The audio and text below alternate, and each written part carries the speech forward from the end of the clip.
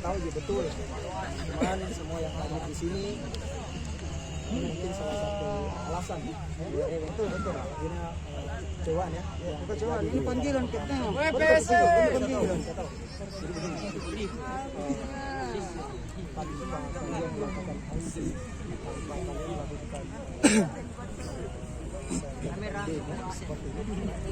pelatih pun akan melakukan bagi pelatih ataupun pemain kami pun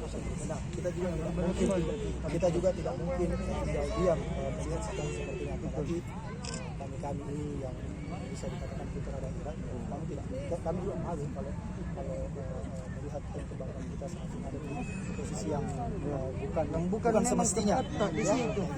Pasti kami pun akan berjuang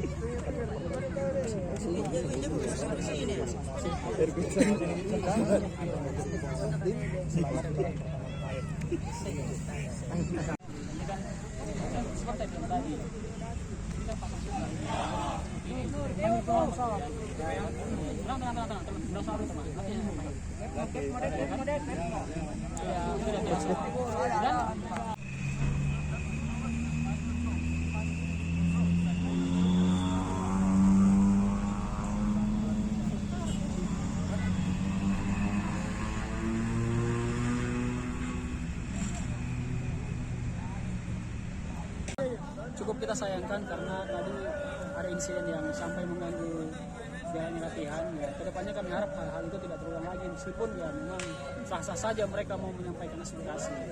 Tapi menurut kami ya kami juga perlu apresiasi karena itu mungkin adalah bagian dari keresahan teman-teman supporter dan kegelisahan teman-teman supporter. Lagi mereka menyampaikan tuntutan soal evaluasi atau pembenahan di putaran kedua. Yang bisa saya katakan ya pasti bahwa kita akan melakukan evaluasi dan pembenahan-pembenahan yang seperti yang diminta oleh supporter. Seperti apa saja pembenahan itu rencananya? Ya misalnya seperti perombakan tim, ya, atau yang paling urgent ini adalah mendatangkan pelatih kepala.